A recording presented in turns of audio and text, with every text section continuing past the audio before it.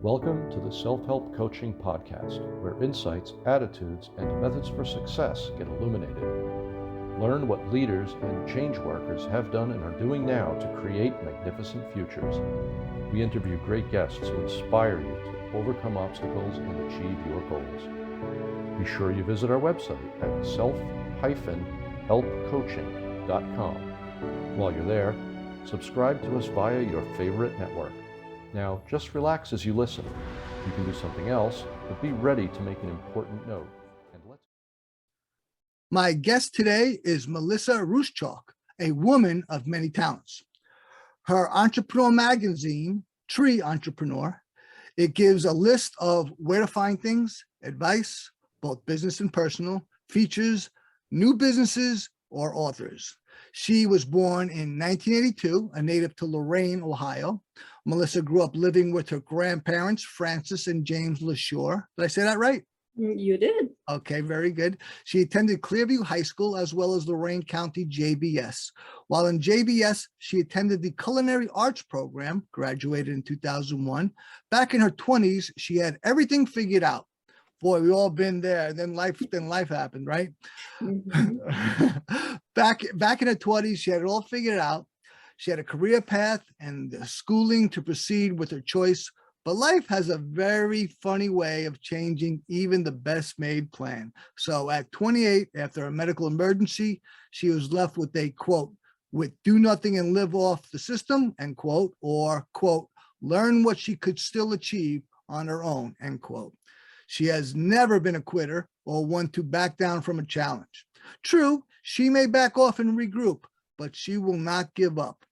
Holding on to this core value, she discovered her passion for writing.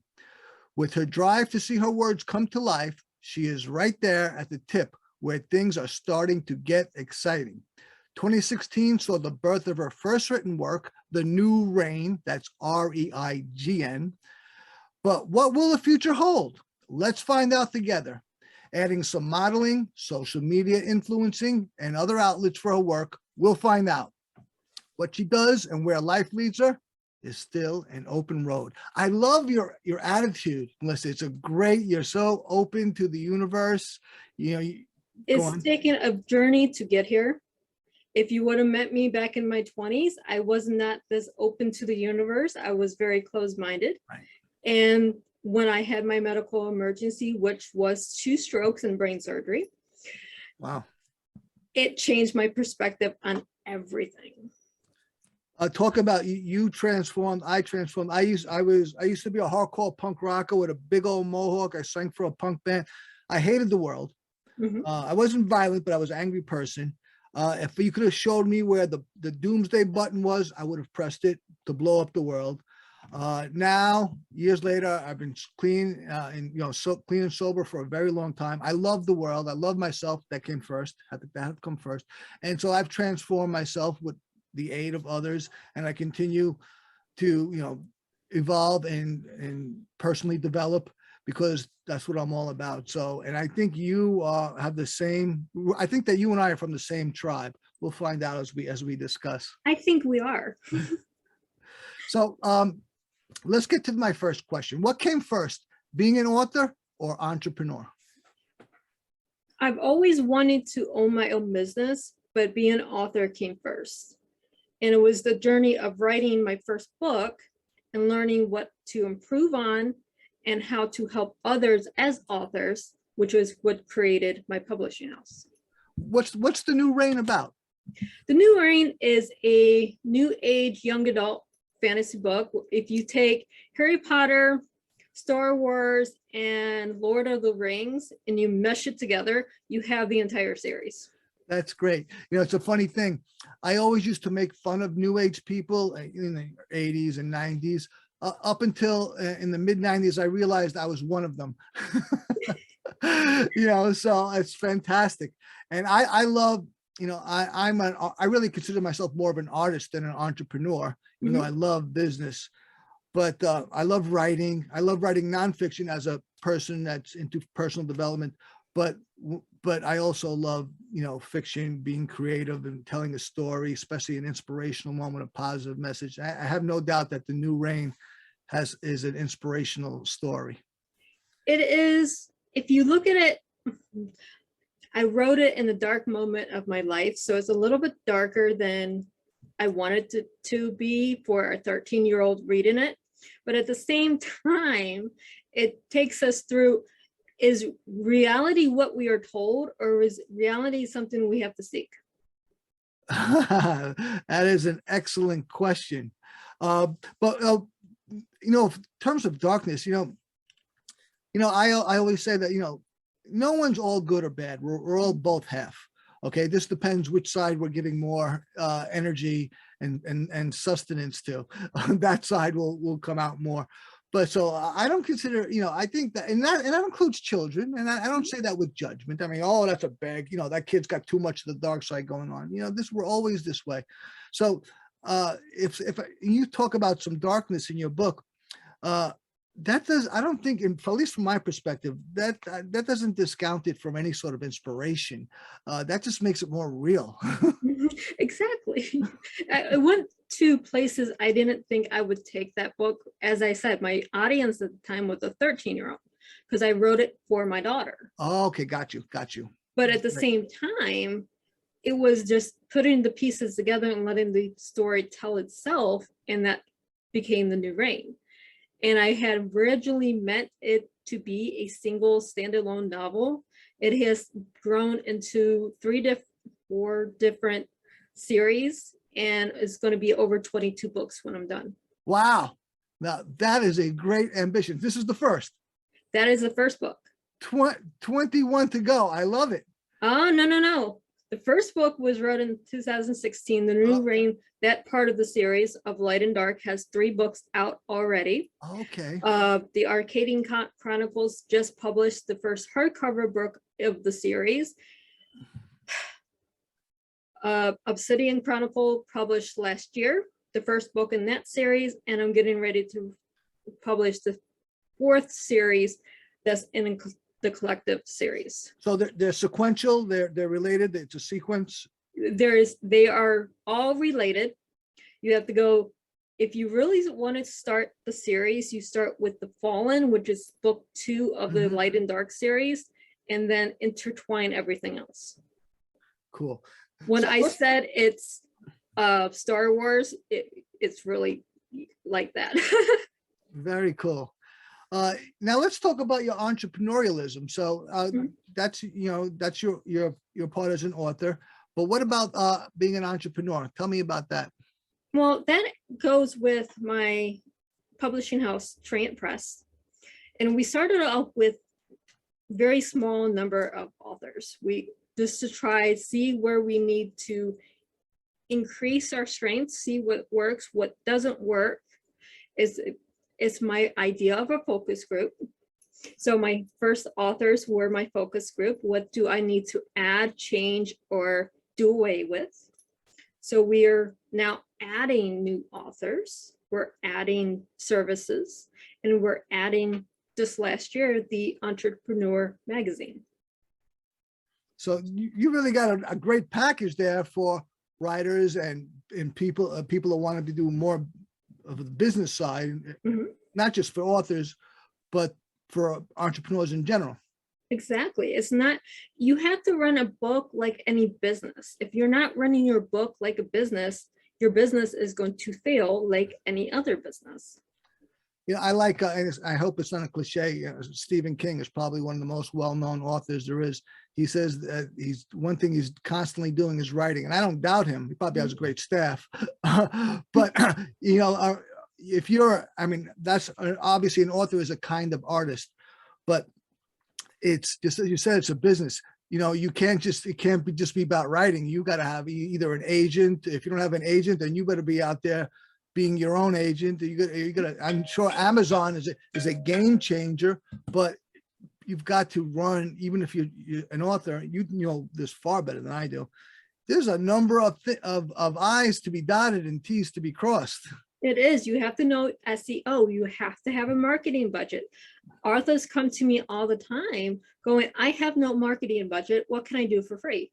Well, free is good when you're first starting out, but you have to first figure out a marketing budget. Is it $50 a month? Is it $200 a month? Right. You have to be able to promote your business because that is your product. Totally. Okay, let's take a moment to hear from our sponsor, and we'll be right back with Melisa Ruscsak. This episode of Self-Help Coaching is brought to you by Proficio, perhaps the most common method that coaches worldwide use to get undisputable results for their clients is NLP. Visit www.proficio.io. That's proficio.io, where you can make the changes you want and get the results you dream of. You're listening to the Self-Help Coaching Podcast with me, your host, Tony Petrozza. We're talking with Melisa Ruscsak. We're talking about being an author. We're talking about business and being an entrepreneur. Do you want to talk any more about entrepreneurialism, or you want to move on? Oh, we can move on, or I'm interested in entrepreneurialism very much. So I know you work with entrepreneurs as well as authors. Do you want to talk more about that, or you want? Well, I took the entrepreneur side and added in there the motivational coaching as well. Tell me about your motivational coaching.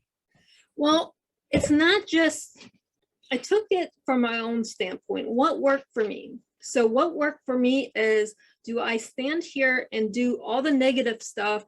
Woe is me, I'm down in whatever, ground zero, or do I learn the path to bring myself up? And that starts with myself. You have to start with you, with me, before you can take that motivation and share it to the world.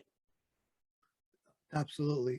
Just as I said at the outset, when with me loving the world, I had to love myself first. I remember, I'm very into personal development and different forms, schools of it and such. And here in New York City, there was this one relatively well-known discipline, or at least this, I wouldn't say a sect. It was almost cult-like, but there was this group called aesthetic realism, and I'm very, I was quite a searcher before. I would have been a prime candidate for a cult in the 90s. I was checking out everything, including like Scientology and stuff like that. But I checked out aesthetic realism, and it was very interesting. But they're very into art, but they espouse that you've really got to find the beauty in the world.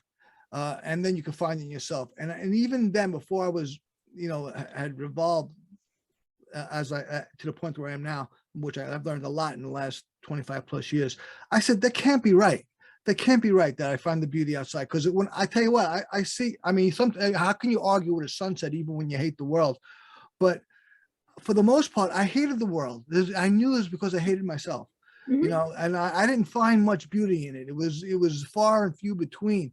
But when I changed about how I felt about myself, then I started seeing more and more beauty and loving the world more and more. And similarly, when it comes to business or writing, all of my day, I have to make decisions, right? And after the decision comes, then I go about the thing. But after the decision, I just go run in circles, just dabble here, dabble there. Oh, well, some resistance comes up. Oh, enough of that. It's the decision that is the most important thing in my experience. Exactly. It's when I started my business, it was, do I go down in my darkest moment in my mind and go, I can't do this, or do I try something else to find a path to success? It's not, I'm a failure because that's all I'm hearing in my ear. It's, no, this idea is not working. What will make it work? It's a funny thing. I used to be very negative. Sorry that I'm kind of on this theme, but it's very relevant, and now I'm not. But though it took years and years of practice, and I still consistently weed out the weeds of my mind. I'm still doing it, but there's much less than it used to be. And my girlfriend, she tends to be negative, and I was a personal development coach. Now I'm the head of a technological coaching company, and but I would say to my clients then when I saw it, and I say to my girlfriend now, she'll say, "Oh, I can't, whatever." I say, "Listen, Do you realize that you're just being negative? No, I'm not. I'm just saying I can't do that. Well, you see that the word not that's coming out of your mouth. Why don't you just omit it? Just drop it out and see what that feels like. And so she goes from I can't X to I can X. And goes, oh, wait, I can, but I can't. Well, what if you could?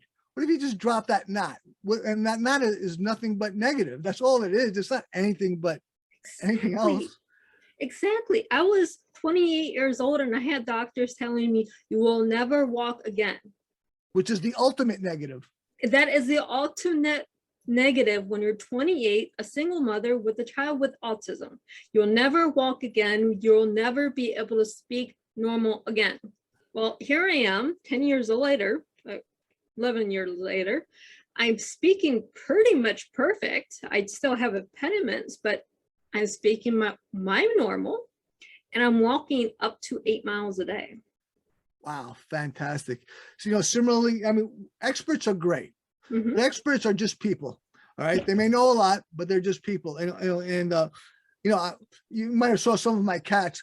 Melissa and I were talking before the interview. She has dogs and cats, and long ago she had a bunch of chickens. We both saw that we're similar people, so we're both animal lovers.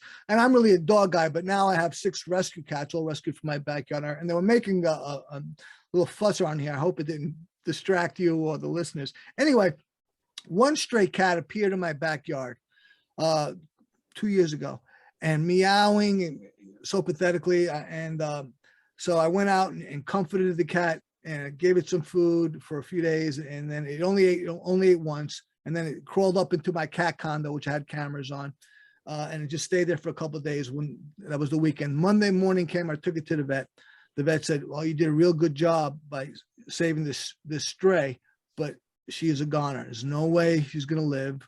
She's got too much starvation or enzymes or whatever off the charts. This cat is a goner. So if you can just comfort her before she dies, that'll be, you'll have done going above and beyond your duty." I said, okay. I took her home and they gave me some medicine. I took her home. She was in terrible state, skin and bones. Couldn't, to touch her almost set the chill down your spine. Cat had a total recovery. Cat loves me to no end now because she knows I saved her life. So even when the expert tells you can't do it, and obviously very personal, very important thing with your life and walking and speaking, and your daughter and me with just a stray cat, it doesn't matter. It doesn't matter what it is, how seemingly insignificant it is, or if it's the greatest, most important thing in the world. That negativity will get you every time if you let it. You've got to be very deliberate in weeding it out or removing it from your psyche, just dropping that not, dropping that no, especially that never, the ultimate negative, and do your best. Exactly. I had family members tell me I would never had my book in Walmart when it first came out. You're not an author. That's what they told me. Well, I have how many books out, and if you go on walmart.com, you'll find all of them. I love it. It's not letting the people say you can't do it. It's challenge. Take their negativity and go, okay, that's my motivation. Yeah. I'm going to be motivated by their negativity to propel myself forward. Absolutely. I mean, I find all my personal motivations, I can find them internally or externally, but the naysayers, they're just the icing on the cake of my motivation, especially when I achieve it. They're the icing on the cake. Sorry, it's just great. It's just great to show people up, man, It is. It's not, I'm not doing it to showboat or anything. I'm doing it because they're telling me I can't. Well, right. I know in my heart of hearts, I can do it. Absolutely. But I'm going to contend that it's the icing on the cake for the naysayers. I'm not doing it for the icing. I'm doing it for the cake. But if that icing really makes that cake. I know. It's still a sweet feeling when you get to go back to your naysayer and go, what I did. Oh man, I love to have them read about me, Oh yes, I actually last year I was on the cover of 5 different magazines. Wow. International magazines, and I was like, there's my icing. Great stuff. There's your icing. Very good. And it was one of the magazines that Angelina Jolie was on a few months before. So Yeah. Very good. Excellent. So Yeah. let's take another moment to hear from our sponsor, and we'll be right back with Melisa Ruscsak. This episode of Self-Help Coaching is brought to you by Proficio. How's your financial health? Are you ready for emergencies? What if you actually had in you the wisdom of Benjamin Franklin? There's a reason why his face is on the $100 bill. Visit www.proficio.io. That's PERFICIO.io, where you can make certain that you're on the road to be financially independent no matter what happens. You're listening to the Self-Help Coaching Podcast with me, your host, Tony Petrozza. We're talking with Melisa Ruscsak. We're talking about being an author. We're talking about entrepreneurialism. We're talking about being positive, staying positive. And now let's get into something perhaps a little bit more personal. And I say this, well, Melisa is a very interesting person, certainly unique. I have all sorts of personal development people in this podcast. She is perhaps the most eclectic person I've had on this podcast, because certainly she's involved with personal development, but she's not necessarily in the field, even though she does coaching. But she's an author, she's an entrepreneur, but she has such an appeal to a broader group, and it's great. And that's because she must do what she does very well. Otherwise, I don't think you would have this kind of appeal. So let me ask you, what is your favorite thing about what you do? I guess I help people. It doesn't matter who I'm helping. It doesn't matter if it's an author just seeking advice of when to get a literary agent, or if it's an entrepreneur, where are the best sites to get a funding for my company, or where do I find investors? Where do I find to research, make sure they're not a scam artist? Where do I go for coaching? Who do you work with coaching? It doesn't matter who comes to me with a question. If I can't answer it, I probably have someone in my network that I can point them to. And so, and you have quite a big network too, from what I understand. You do what you do well, it's like I just said.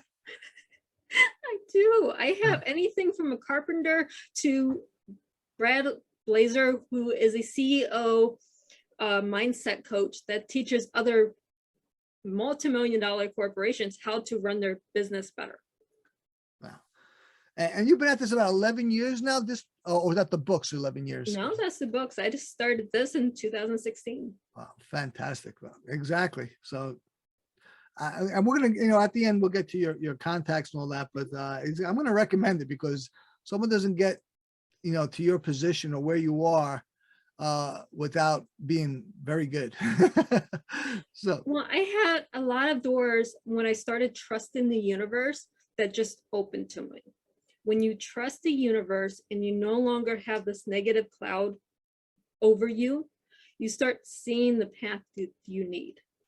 But I think that's a critical part about being very good, because and this is like, it's almost like one of the themes of this discussion about this negativity that can get us. It can be so subtle, it can be so nefarious, where not just for something that you want to do and you can't do, but just like the things that are required to do whatever you decide you can do. You've got to be able to say to yourself, whenever it's necessary, that I can do it, even if it's nothing more than just getting up early in the morning or doing that extra sales call or whatever it is required for your decision, your business, your endeavor. You've got to be able to keep going for it. I'll give you an example. I just heard from my patent attorney just this morning, there's trouble with the patent.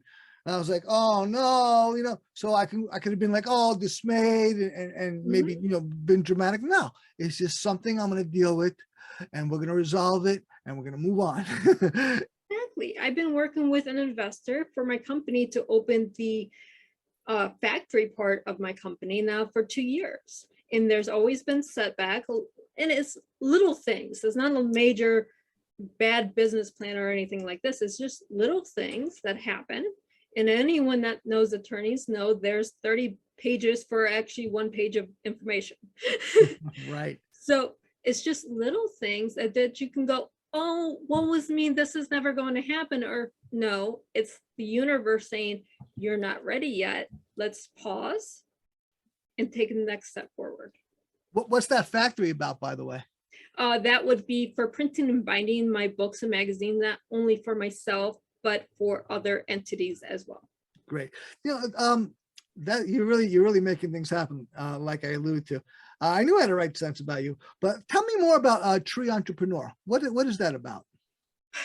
Okay, so last year, Damon John of Mr. Fubu, CEO of Fubu, had Oh, okay. thing on LinkedIn. Send me questions and I'll answer it on your blog. Well, I don't blog. I didn't blog. I didn't understand blogging, but I understand writing. So what do? I create a magazine based on business so I could do a story that eventually would have Mr. Fubu a part of it. And then I sent him a PDF of the first copy because I was like, thank you, because you inspired me to do something that I wasn't going to do.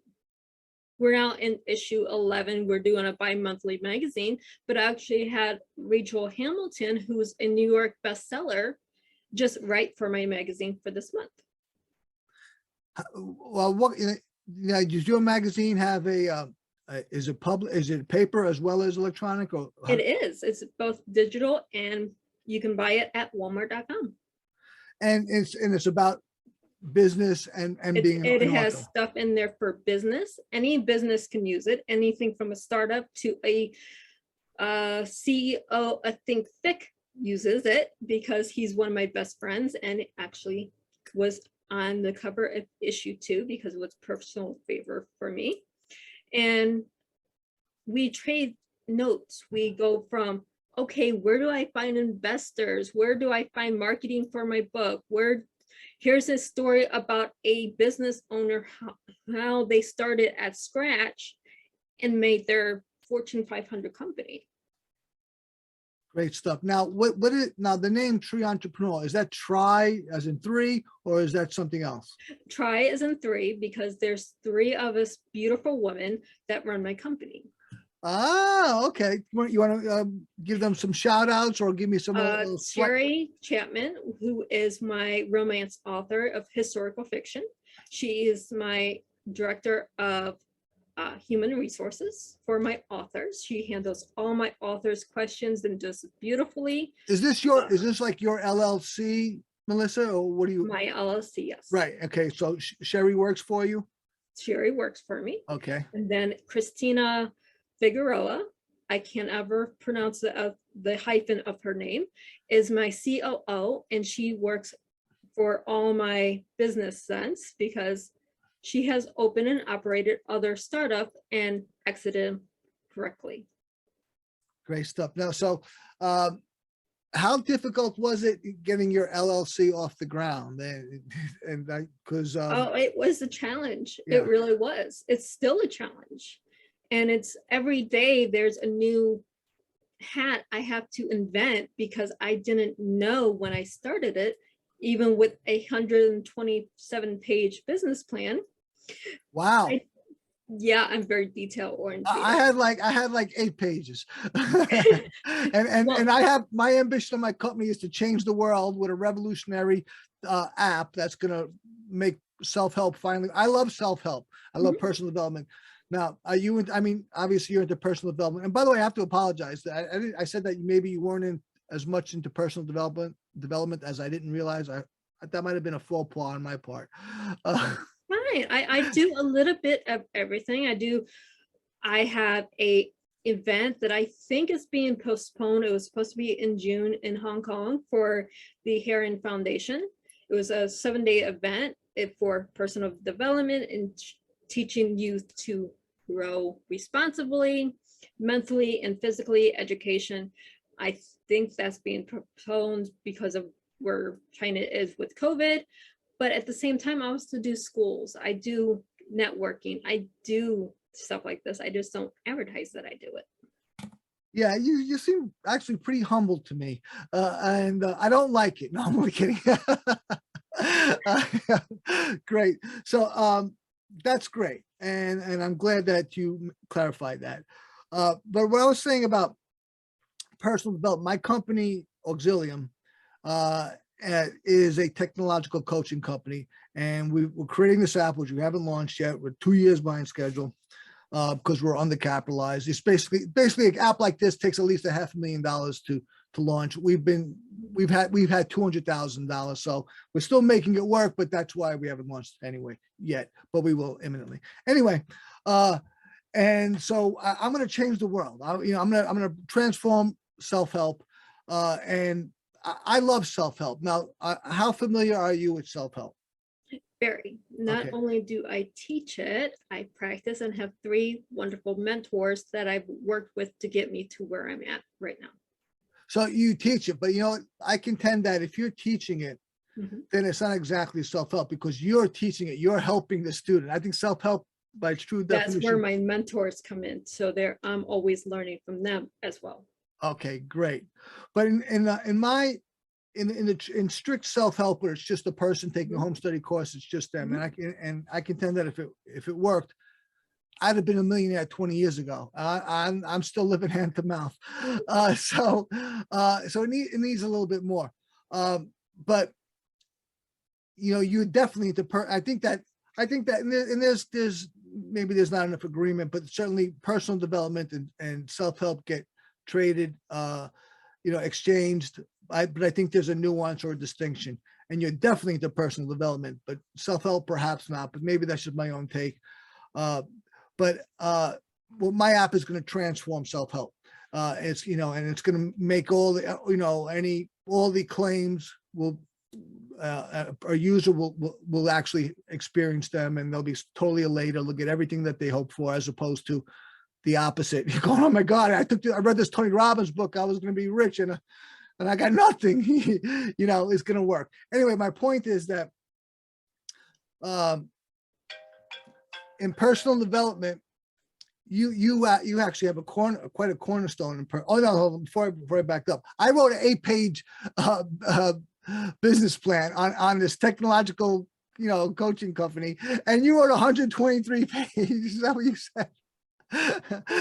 So you're a details person. I am, and that's for the publishing company plus the printing company, because it's 2 different companies under the same umbrella.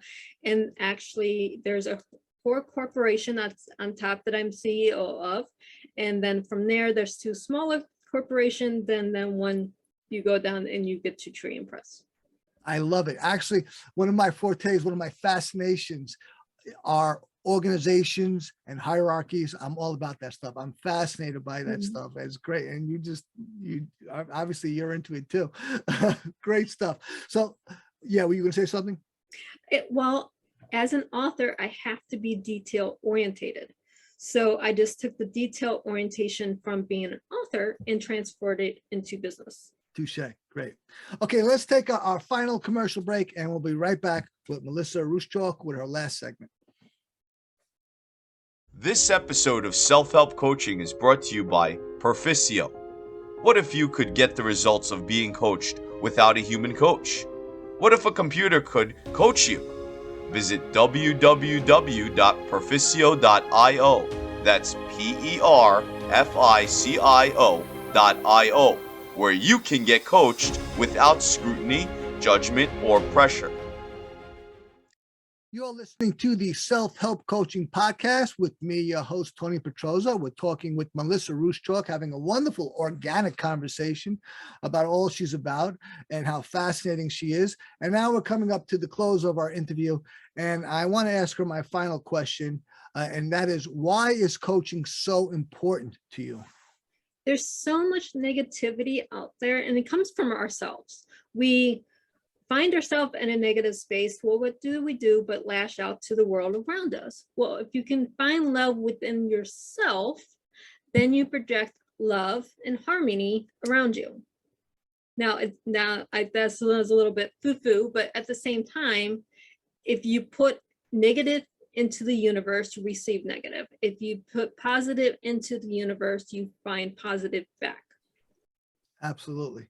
So you coach people, or people that do you also have coaching employee coaches? I don't employ coaches at this point. That is something that I will grow into. Right now, I'm doing it on my own. Okay. So you coach people and you help them stay positive, avoid negativity. And now I know certainly you do it for writers, for authors. I do it for writers, authors, and business owners. Right. And you mentioned Or investors anyone too. in between. Any entrepreneur, author, you coach them. Very good. So I love coaching. It's fantastic. You know, and it's so satisfying when I was a life coach, a personal development coach working one-on-one. And especially when I would use like an NLP technique, maybe one I wasn't familiar with, and I learned how to do, you know, I was coaching over the phone. So people thought I was really so smart. No, I was reading out of a book. I did a lot of preparation before each coaching call. So whether I was familiar with the technique or unfamiliar with it, and I got a great result. I'm like, oh my, it was like, wow, this shit really works, man. I'm like, you know, they got their outcome. It was awesome. But coaching is so satisfying, helping a person, you know, get breakthroughs, pursue goals, go from dysfunctional to functional. That's what I was just alluding to. I love it. But, you know, now with this app Proficio, I hope to bring it to 10 times higher, because, you know, I just saw something just very recently that 15%, this is a statistic, that only 15% of Americans have enough savings for 1 year of retirement. Right. So we have to, so this is not just about finances or a business, but we have to personally develop, especially with with the economy being so unstable. Just look how it is right now. It's going to take a lot of personal development or decision to create a financial security or a retirement where, you know, you're not going to be destitute or in poverty. That's going to take a lot of change to change that number, not just from the 15% to the 85, but, and I'm just talking about finance here, but I'm just pointing out that because most people are not into self-help. Less people want to be coached, but I'm pointing out that the statistic of 15% of Americans will have 1 year of money for 1 year of a retirement situation ready for it. We need to improve ourselves, if for nothing more than financially, if for nothing more than, retirement. That's right. A personal development issue. It is. You have to go with your mindset. You have to get your mindset right. Then you have to go into wealth management. And every person alive needs wealth management. It's not just for the rich. And wealth management is so you can plan for your retirement. So you don't have to retire when you're 85. Absolutely. The pilot course for my app, I chose The Way to Wealth by Benjamin Franklin. I figured I'm just some schmuck from Brooklyn. Who am I? I go, who's the most credible person I could think of? Benjamin Franklin, one of the greatest Americans of all time. And what are people either most interested in or need most? Wealth management. So The Way to Wealth, we made into our premier course, because just as I just talked about, we need to improve our wealth, not for any greedy or for some bourgeois reason, but out of necessity. We have to improve our wealth, if not our wealth management, so that we can, live semi-decently, if not now, but when we retire. Exactly. It's okay. I have $100 in my hand. What do I do with it? Do I go out and spend that $100, or do I invest $50 of it to create baby money somewhere else and then have money to spend later? Totally agree. Melisa, you have been a fascinating guest, a very interesting person. Thank you. You're quite welcome. Do you have any final remarks for the audience? I do offer this one course as a pilot course right now, so it's not complete, but it is free for anyone wanting personal development. It's free on my website under courses, which is www.mylruscsak.com.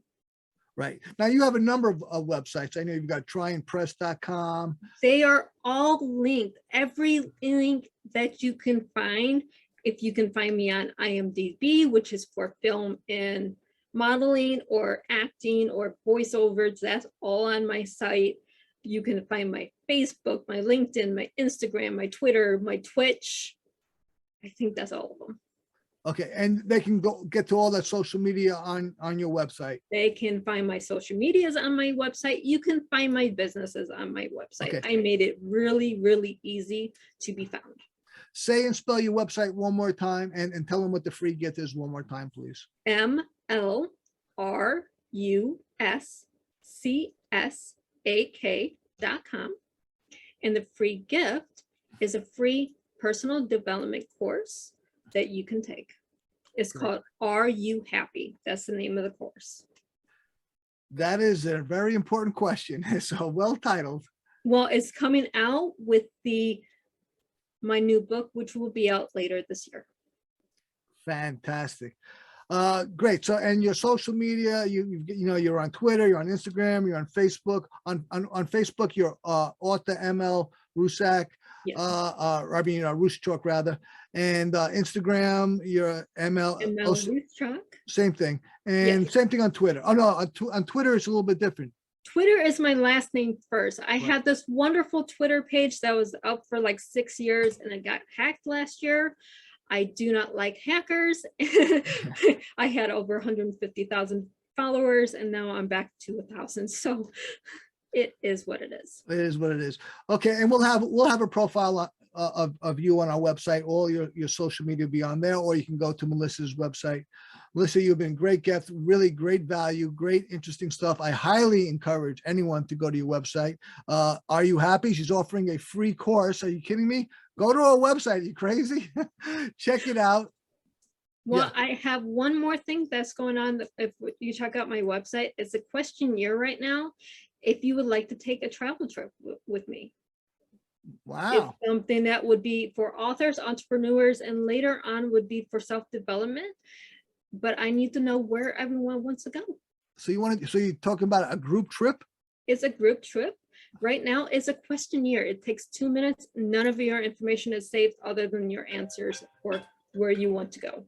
Great. So if you want to go on a like-minded trip or tour, people in the personal development area, authors, business, check out Melisa's website, same website, and they can click on the link. Great stuff.